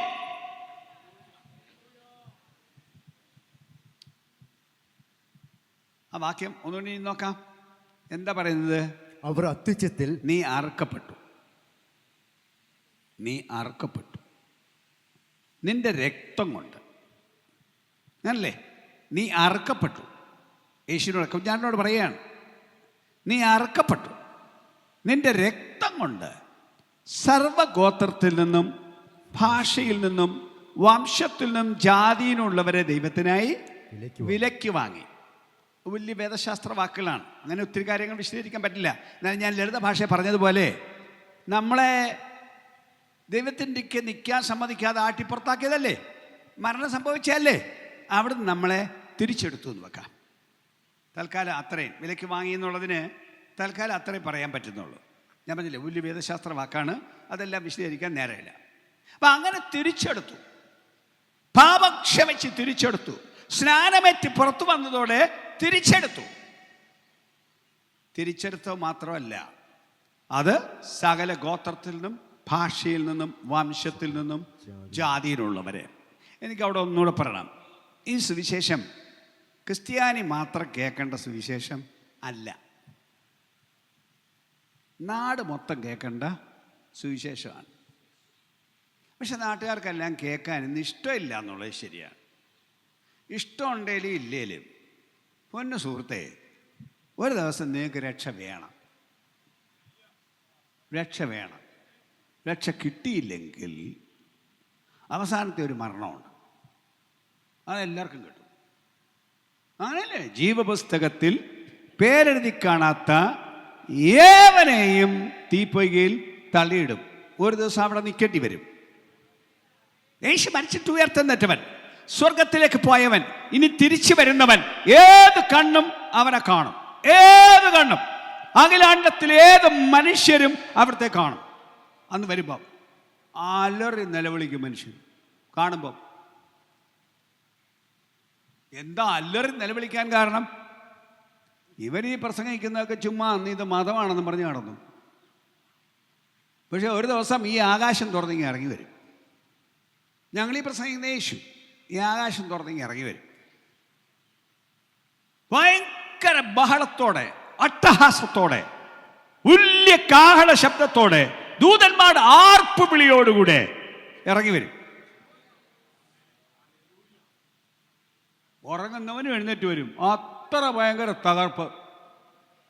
വന്ന് മേപ്പോട്ട് നോക്കുമ്പോൾ ദേ ഇറങ്ങി വരുന്ന ഒരുത്തൻ. പണ്ട് ക്രൂശിക്കപ്പെട്ടു എന്ന് പറഞ്ഞില്ലേ, കയ്യിൽ ആണിയടിച്ച് തറച്ചു എന്ന് പറഞ്ഞില്ലേ, ആ ആണിപ്പാടുള്ളവൻ സകല മനുഷ്യരും കാണുക ഭൂമിയുടെ മുൻഭാഗം വെളിപ്പെടാൻ പോകുന്നു. അത് കാണുമ്പോ അയ്യോ, ഞങ്ങൾ ഇദ്ദേഹത്തെ അംഗീകരിച്ചില്ല. തന്നെയല്ല, വരുമ്പോൾ മുമ്പ് ഒരു ഒരു ഒരു ആർപ്പുവിളിയും കൂടി. എന്താണെന്നറിയാമോ? ഒരു വിളംബരം. ലോകരാജ്യത്വം നമ്മുടെ കർത്താവിനും അവന്റെ ക്രിസ്തുവിനും ആയി തീർന്നിരിക്കുന്നു. ഇറങ്ങി വരുമ്പോ ഒരു പേര്, രാജാധിരാജാവ്, കർത്താതി കർത്താവ്. സകലത്തെയും വാഴാൻ രാജാവായി വരുന്നു, കർത്താവായി വരുന്നു, സകലത്തെയും വാഴാൻ അങ്ങനെ ഒരുത്തം വരുന്നു. നിങ്ങൾ തയ്യാറായില്ലെങ്കിൽ പേടിക്കില്ലേ? പേടിക്കില്ലേ? ആരും പേടിക്കും. ആലറി നിലവിളിക്കും. ഞങ്ങളിന്ന് പ്രസംഗിക്കുന്ന യേശു കേവലം മനുഷ്യനല്ല. യേശു രാജാധിരാജാവാണ്, കർത്താതി കർത്താവാണ്. പറയാനുള്ള ദൂതിൻ്റെ ഭാഷയിൽ എനിക്ക് പറയണം, അവിടുന്ന് യോഗ്യനാണ്. നിങ്ങൾ വണങ്ങാൻ അവൻ യോഗ്യനാണ്. നിങ്ങൾ ആരാധിക്കാൻ അവൻ യോഗ്യനാണ്. നിങ്ങളുടെ പൈസ കൊണ്ട് കൊടുക്കാൻ അവിടുന്ന് യോഗ്യനാണ്. നിങ്ങളുടെ മൊത്ത ആളത്വം അവിടുത്തെ മുമ്പാകെ അർപ്പിക്കാൻ അവിടുന്ന് യോഗ്യനാണ്. കാരണം അടുത്ത പാട്ടുകാർ പാടുന്ന പോലെ എല്ലാം നീ സൃഷ്ടിച്ചതാണ്, എല്ലാം നിന്റെ ഇഷ്ടം ഹേതുവാൽ ഉണ്ടായതും സൃഷ്ടിക്കപ്പെട്ടതുമാണ്. ദൈവം ഉണ്ടാക്കാത്ത ഒരുത്തരും ഭൂമിയിലില്ല. ദൈവമുണ്ടാക്കിയവൻ, ഈ ക്രിസ്തു ഉണ്ടാക്കിയവൻ, സകലരെയും ഉണ്ടാക്കിയവൻ, സകലരെയും രക്ഷിക്കാൻ വന്നവൻ, സകലർക്കും ന്യായം വിധിക്കാൻ വരുന്നവൻ, അവൻ ഒരുവൻ ഒരുവൻ ഒരുവൻ ഒരുവൻ മാത്രം, യേശു ക്രിസ്തു. അവിടുന്ന് ചെയ്ത വലിയ കാര്യം കൊണ്ട് ഞാൻ ഈ വാക്യത്തിൽ നിന്ന് വേഗം ഒന്ന് പറഞ്ഞോട്ടെ. മുമ്പ് വായിച്ച വാക്യമില്ലേ, ആ വാക്യത്തിലേക്ക് ഒന്നുകൂടൊന്ന് പോയാലോ? നീ അറക്കപ്പെട്ടു, നിന്റെ രക്തം കൊണ്ട് സർവഗോത്രത്തിലും ഭാഷയിലും വംശത്തിലും ജാതിയിൽ നിന്നുള്ളവരെ ദൈവത്തിനായി വിലയ്ക്ക് വാങ്ങി. അടുത്ത്, ഞങ്ങളുടെ ദൈവത്തിന് അവരെ രാജ്യവും പുരോഹിതന്മാരും ആക്കി തീർത്തു എന്ന് പറഞ്ഞാൽ എന്താണ്? ഞാൻ മുമ്പ് പറഞ്ഞില്ലേ, പുരോഹിതന് മാത്രമേ ദൈവം ഇരിക്കുന്ന മുറിയുടെ അടുത്ത് എല്ലാ അധികാരമുള്ളൂ, അല്ലാതെ ആർക്കും ചെന്നൂടാ. അങ്ങനെ നിങ്ങളെ ദൈവത്തിന് രാജ്യവും പുരോഹിതന്മാരും ആക്കി വെച്ചു. അല്ല, യേശുവിൻ്റെ മരണത്തിൽ സംഭവിച്ചൊരു കാര്യം കൂടെ ചേർത്ത് പറയാം. യേശു മരിച്ചു. യേശു മരിച്ചപ്പോൾ വലിയ വലിയ സംഭവങ്ങളുണ്ടായി. വലിയ സംഭവങ്ങൾ. കേവലം ഒരു മരണമല്ലത്. ഉച്ചയ്ക്ക് 12 മണിയായപ്പോൾ ഒരു കൂരിരുട്ട്. 3 മണിക്കൂറത്തേക്ക് ഒരു കൂരിരുട്ട്. ആ ലോകത്തിൽ എപ്പോഴെങ്കിലും സംഭവിച്ചിട്ടുണ്ടോ? തന്നെയല്ല, അവിടുന്ന് പ്രാണനെ വിട്ടപ്പോൾ ഭൂമി കുലുക്കം ഉണ്ടായി. പാറകൾ പിളർന്നു, കല്ലറകൾ തുറന്നു. യേശുവിനെ ക്രൂശിച്ചും വെച്ച് പട്ടാളത്തിൻ്റെ തലവൻ, ഇതിൻ്റെ മെയിൻ ചുമതലയുള്ള ആൾ നോക്കി നിൽക്കുകയാണ്. കാരണം ഈ മരിച്ചു എന്ന് ഉറപ്പുവരുത്തിയിട്ട് വേണം പോവാൻ. നോക്കി നിൽക്കുമ്പോഴാണ് ഈ സംഭവം എല്ലാം കണ്ടപ്പോൾ അദ്ദേഹം പറയുകയാണ്, ഈ മനുഷ്യൻ വാസ്തവത്തിൽ ദൈവപുത്രനായിരുന്നു. സത്യം സത്യം.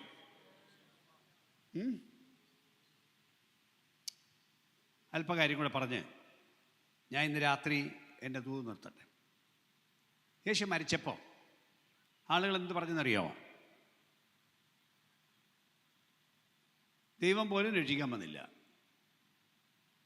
യേശു പറഞ്ഞതാണ്, കഴിയുമെങ്കിൽ ഈ പാനപാത്രം എങ്കിൽ നിന്ന് നീക്കണേ.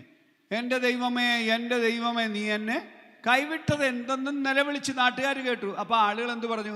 കൈവിട്ടു, ഇവൻ ഭയങ്കര കുഴപ്പക്കാരൻ, ദൈവം പോലും രക്ഷിക്കാൻ വന്നില്ലല്ലോ.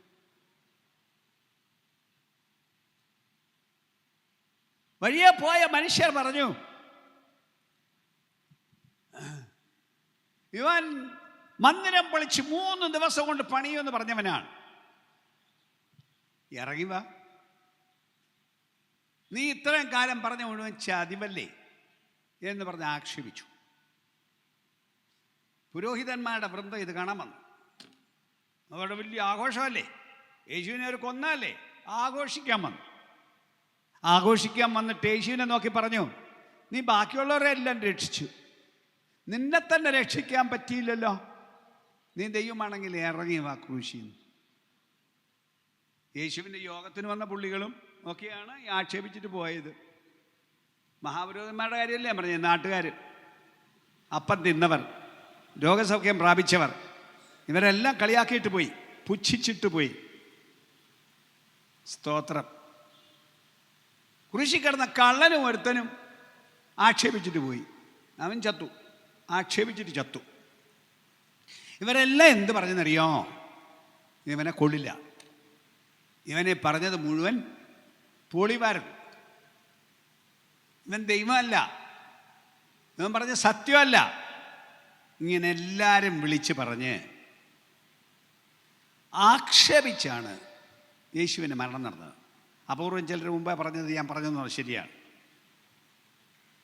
എന്നാൽ ആ മനുഷ്യരും, ആ പറഞ്ഞവരും, ആ ആക്ഷേപിച്ചവരും ഒരു ദിവസം ഈ യേശുവിനെ കാണും. അതിനാണ് മുഴുവൻ ലോകത്തിലും വിളിച്ചു ചോദിക്കുന്നത്,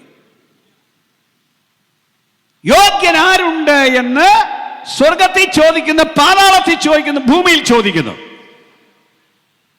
ഒറ്റ ഒരെണ്ണം നാവെടുത്ത് പറഞ്ഞില്ല, ഞാൻ എന്നെ കൊണ്ട് പറ്റുമെന്ന്. അപ്പോഴാണ് വിളിച്ചു പറയുന്നത്, ദൈവൻ ജയിച്ചിരിക്കുന്നുവെന്നും 24 മൂപ്പന്മാർ പറയാണ്, നീ യോഗ്യൻ, കുഞ്ഞാടെ നീ യോഗ്യൻ, ആർക്കപ്പെട്ട കുഞ്ഞാടെ നീ യോഗ്യൻ. സ്തോത്രം. സകല സൃഷ്ടിയും വിളിച്ചു പറയുന്നു. ഞാൻ മുമ്പ് പറഞ്ഞ പോലെ സ്തുതിയും സ്തോത്രവും ബഹുമാനവും സ്വീകരിപ്പാൻ യേശു യോഗ്യൻ. സകല ലോകവും വിളിച്ചു പറയാൻ പോകുന്നു, അവിടുന്ന് യോഗ്യൻ. ഇന്ന് രാത്രി ഞാനും വിളിച്ചു പറയുന്നു, സഹോദരങ്ങളെ, നാട്ടുകാരെ, രക്ഷിക്കാൻ അവിടുന്ന് യോഗ്യൻ. മുമ്പ് പറഞ്ഞാലും ഇടയ്ക്ക് വാങ്ങി ദൈവത്തിൻ്റെ കൊണ്ടിരുത്താൻ അവിടുന്ന് തയ്യാറായി. യേശു മരിച്ചപ്പോഴേ ഈ ദൈവത്തിരിക്കുന്ന മുറി കയറാത്ത ഒരു തിരശീല നേരത്തെ ഇട്ടിരുന്നു അവിടെ, അങ്ങോട്ട് ആരും കയറരുതെന്ന്. യേശു മരിച്ചപ്പോ ദൈവം തന്നെ ആ തിരശീല വലിച്ചു കീറിക്കളഞ്ഞു. അതിൻ്റെ അർത്ഥം മനുഷ്യർക്ക് ദൈവത്തിൻ്റെ അടുക്കലേക്ക് വരാം, ദൂരം മാറി നിൽക്കണ്ട. സകല ജാതികളുമായുള്ളവരെ, സകല ഭൂസീമവാസികളുമായുള്ളവരെ അകന്ന് നിൽക്കാതെ അടുത്തു വരൂ എന്ന് വിളിച്ചു പറഞ്ഞിട്ട്, ഞാൻ പറഞ്ഞല്ലോ സന്ദേശം ഞാൻ ചുരുക്കി പറയുന്നു, സകല മനുഷ്യരും പറയേണ്ട ഒരു വാക്കാണ് അങ്ങ് യോഗ്യൻ. അങ്ങ് യോഗ്യൻ. എന്തിന് യോഗ്യൻ? ഈ പുസ്തകം വാങ്ങിക്കാൻ അങ്ങ് യോഗ്യൻ, ആരും ബഹുമാനിക്കാൻ അങ്ങ് യോഗ്യൻ എന്ന് മാത്രമല്ല, അവിടുത്തെ യോഗ്യനെ ആളുകൾ ബഹുമാനിക്കുന്ന രീതി ഒന്ന് കാണണം. വലിയ കൂടിയ ആളുകൾ, സിംഹാസനങ്ങളിലിരുന്നവർ, 4-ാം അധ്യായം 5-ാം അധ്യായം, സിംഹാസനത്തിലിരുന്നവർ ദൈവത്തെ കാണുമ്പോൾ, ഈ കുഞ്ഞാടിനെ കാണുമ്പോൾ തലേ കിരീടമൊക്കെ വെച്ച് സിംഹാസനത്തിൽ ഇരിക്കുകയാണ്.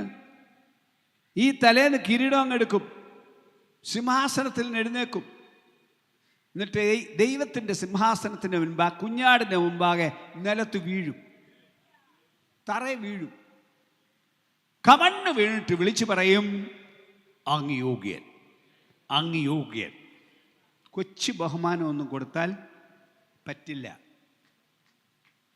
നമുക്കിന്ന് ശരിക്കും ദൈവത്തെ ബഹുമാനിക്കാൻ അറിയില്ല. നമ്മൾ വലിയ പുള്ളികളായിട്ടിരുന്നാണ് ദൈവത്തെ ബഹുമാനിക്കുന്നത്. ദൈവത്തിന് അർപ്പിക്കേണ്ട ബഹുമാനത്തെക്കുറിച്ചുള്ള ശരിയായ കാഴ്ചപ്പാട് ഭൂമിയിൽ മനുഷ്യൻ ശരി കാണുന്നില്ല, നമ്മളും കാണുന്നില്ല. അറിയുന്നു ഭക്തിയുണ്ടെന്നൊക്കെ പറഞ്ഞാൽ നമ്മളിങ്ങനെ തന്നെ മിടുക്കരായിട്ട് ഞെളിഞ്ഞിരുന്നല്ലേ ഈ ആരാധനയൊക്കെ ആരാധിക്കുന്നത്.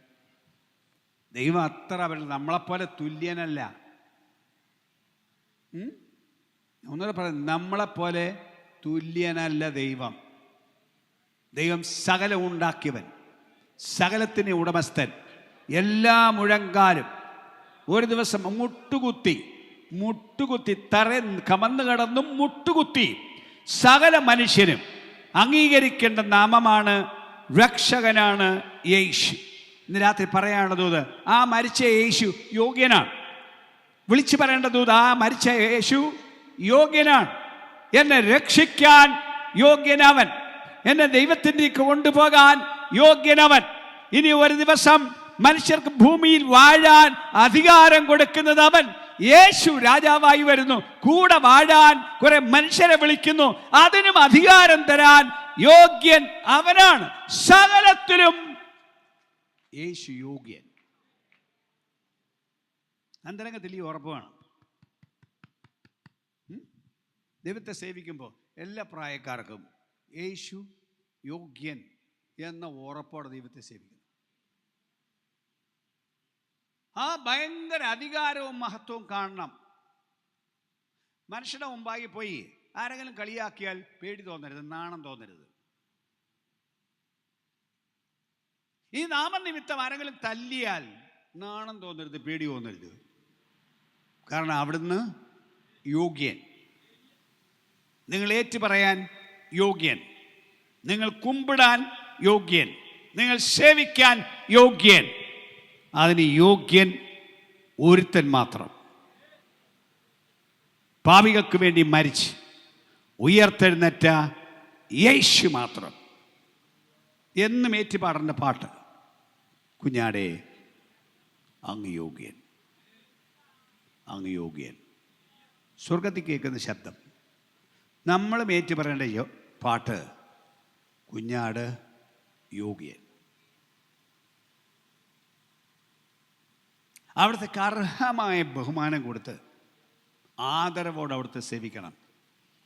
ഞാൻ ഒന്നുകൂടെ പറയുന്നു, ഇന്ന് രാത്രി സമൂഹത്തോട് വിളിച്ചു പറയാൻ എനിക്കുള്ള സന്ദേശം, ആരും ആക്ഷേപിക്കട്ടെ, ആരും പരിഹസിക്കട്ടെ, യേശുവിനെ ആക്ഷേപിക്കട്ടെ, നിങ്ങളെയും ആക്ഷേപിക്കട്ടെ. പക്ഷെ എന്നാലും ഉള്ളിൻ്റെ ഉള്ളിൽ ബോധ്യത്തോടെ വിളിച്ചു പറയണം, മരിച്ചിട്ട് ഉയർത്തെഴുന്നേറ്റ യേശു യോഗ്യൻ, തിരിച്ചു വരാൻ പോകുന്ന യേശു യോഗ്യൻ. ഒന്നുകൂടെ പറയുന്നു, എല്ലാ കണ്ണും കാണത്തക്കവണ്ണം, പരിഹസിക്കുന്നവരും കാണത്തക്കവണ്ണം, ഉപദ്രവിക്കുന്നവരും കാണത്തക്കവണ്ണം. വേദപുസ്തകത്തിൻ്റെ ഭാഷയിൽ അവനെ കുത്തിത്തുളച്ചവരും അവനെ കാണും. മുഴുവൻ ഭാരതീയരും യേശുവിനെ കാണും, മുഴുവൻ അമേരിക്കക്കാരനും യേശുവിനെ കാണും, മുഴുവൻ യൂറോപ്പുകാരനും യേശുവിനെ കാണും, മുഴുവൻ ഏഷ്യക്കാരും യേശുവിനെ കാണും, എല്ലാ ഭൂഖണ്ഡത്തിൽപ്പെട്ടവരും യേശുവിനെ കാണും. മരിച്ചവരെയും വിളിച്ചെഴുന്നേൽപ്പിച്ചുകൊണ്ട് വന്ന് യേശുവിന് മുമ്പാകെ നിർത്തും. അന്നേരം വരുന്നവർ മാത്രമല്ല, മരിച്ചിട്ട് എഴുന്നേൽപ്പിച്ചുകൊണ്ട് നിർത്തും. എല്ലാവരും പറയേണ്ട ഒരു പാട്ട്, അവിടുന്ന് യോഗ്യൻ. ഇന്നേ ഏറ്റു പറയേണ്ട പാട്ട്, അവിടുന്ന് യോഗ്യൻ. ഹൃദയം തുറന്ന് ഇന്ന് രാത്രി അതൊന്ന് പറയാൻ നമ്മൾ തയ്യാറാവണം. ഓർമ്മയുണ്ടോ അങ്ങനെ ഒരു പാട്ടുണ്ടെന്നറിയോ? കേട്ടിട്ടുണ്ടോ? പാടിയിട്ടുണ്ടോ? ഒന്ന് എഴുന്നേറ്റിരിക്കാം.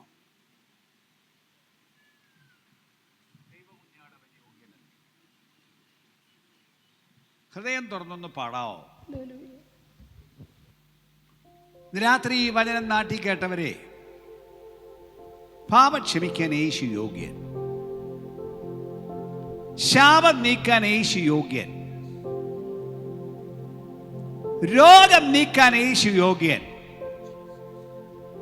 സകല തിന്മയും അകറ്റാൻ യേശു യോഗ്യൻ, ഏത് വിദ്യാഭ്യാസവും ഉള്ളവനും നമസ്കരിക്കാൻ യേശു യോഗ്യൻ, ഏത് പണക്കാരനും സേവിക്കാൻ യേശു യോഗ്യൻ, ഏത് ബലവാനും ഏത് ശാസ്ത്രിയും സേവിപ്പാൻ യേശു യോഗ്യൻ, കുമ്പിട്ട് നമസ്കരിക്കാൻ, വണങ്ങി നമസ്കരിക്കാൻ യേശു യോഗ്യൻ.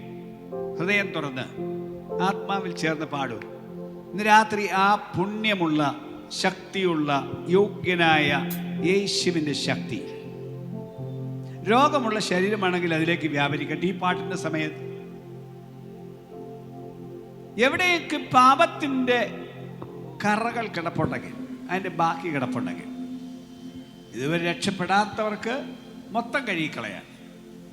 അല്ല, ഇനി കഴിയുമെന്ന് പറഞ്ഞാൽ ഇച്ചിരിയൊക്കെ അവിടെയൊക്കെ ഇരിപ്പുണ്ടെങ്കിൽ അതും കൂടെ കഴുകിക്കളയാൻ കഴിവുള്ള യേശുവിൻ്റെ രക്തം ഇന്ന് രാത്രി അന്തരംഗത്തിൽ തളിക്കുവാൻ ഇത് മുഖാന്തരമാവട്ടെ.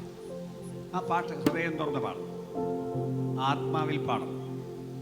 പാട്ടിങ്ങനെയാണ്: ദൈവകുഞ്ഞാടവൻ യോഗ്യനെന്ന് മോക്ഷത്തിൽ കേൾക്കുന്ന ശബ്ദമതേ സ്തുതിച്ചിടാം, പെരുവെള്ളത്തിൻ്റെ ഇരച്ചിൽ പോലെ അത്യുച്ചത്തിൽ. വെറുതെ അനങ്ങാതെ നിന്ന് പാടാനല്ല, ഈ ഭയങ്കര മഹത്വത്തിന് യോഗ്യന്. അവിടുത്തെ കാണുമ്പോഴേ എന്താ സംഭവിക്കാൻ പോകുന്നതെന്നറിയാവോ? അയ്യോ, ഭൂമിയിൽ ആർക്ക് ഊഹിക്കാം ആ ദിവസം. തേജസ്സോട് ഇറങ്ങി വരുന്നവൻ, പ്രഭാവത്തോടെ വരുന്നവൻ. ഒരു കൂട്ടർ അവിടെ കാവലോടെ കാത്തിരുന്നവർ അവിടുത്തെ കാണാൻ ഇഷ്ടം തോന്നും. അല്ലാത്തവരും ഞാൻ പറഞ്ഞതുപോലെ ഭീതിജനകമായിട്ടാണ് അവിടുന്ന് ഇറങ്ങി വരും. ചേർന്ന് പാടാം.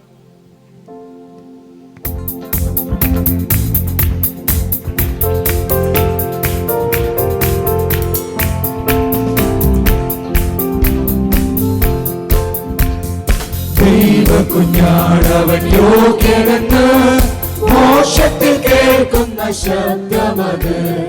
ദൈവകുഞ്ഞാടവൻ യോഗ്യനെന്ന് മോക്ഷത്തിൽ കേൾക്കുന്ന ശബ്ദമത്. സ്തുതിച്ചിടാം വെള്ളത്തിനിരച്ചിൽ പോ ശബ്ദത്താൽ പരിശുദ്ധയാം സഭയിൽ. സ്തുതിച്ചിടാം വെള്ളത്തിനിരച്ചിൽ പോ ശബ്ദത്താൽ പരിശുദ്ധയാം സഭയിൽ. ദയ ലഭിച്ചോർ നാം സ്തുതിച്ചിടുവോ, അതിനു യോഗ്യൻ ക്രിസ്തുവത്രേ. ദയ ലഭിച്ചോർ നാം സ്തുതിച്ചിടുവോ, അതിനു യോഗ്യൻ ക്രിസ്തുവത്രേ. മാധുര്യരാഗമന്ദിരങ്ങളാലെ അവനെ നാം പുകഴ്ത്തിയിടാം. മാധുര്യരാഗമന്ദിരങ്ങളാലെ അവനെ നാം പുകഴ്ത്തിയിടാം. വീഴുന്നു പ്രിയനെ വാഴ്ത്തിടുവാൻ സിംഹാസനവാസികളും താൻ. വീഴുന്നു പ്രിയനെ വാഴ്ത്തിടുവാൻ സിംഹാസനവാസികളും താൻ. ആയവൻ അരുളിയ രക്ഷയിൻ മഹിമയ്ക്ക് കിരീടങ്ങൾ താഴെയിട്ടു. ആയവൻ അരുളിയ രക്ഷയിൻ മഹിമയ്ക്ക് കിരീടങ്ങൾ താഴെയിട്ടു. ദയ ലഭിച്ചോർ നാം സ്തുതിച്ചിടുവോ, അതിനു യോഗ്യൻ ക്രിസ്തുവത്രേ. ദയ ലഭിച്ചോർ നാം സ്തുതിച്ചിടുവോ, അതിനു യോഗ്യൻ ക്രിസ്തുവത്രേ. മാധുര്യരാഗമന്ദിരങ്ങളാലെ അവനെ നാം പുകഴ്ത്തിയിടാം. മാധുര്യരാഗമന്ദിരങ്ങളാലെ അവനെ നാം പുകഴ്ത്തിയിടാം. യേശുതാൻ വേഗം വരുന്നതിനാൽ മുഴങ്കാൽ മടക്കി നമസ്കരിക്കാം. യേശുതാൻ വേഗം വരുന്നതിനാൽ മുഴങ്കാൽ മടക്കി നമസ്കരിക്കാം. സ്നേഹിച്ച യേശുവെ കണ്ടിടുവോ നാം ആനന്ദ നാളതിലേ. നമ്മെ സ്നേഹിച്ച യേശുവെ കണ്ടിടുവോ നാം ആനന്ദ നാളതിലേ. ദയ ലഭിച്ചോർ നാം സ്തുതിച്ചിടുവോ,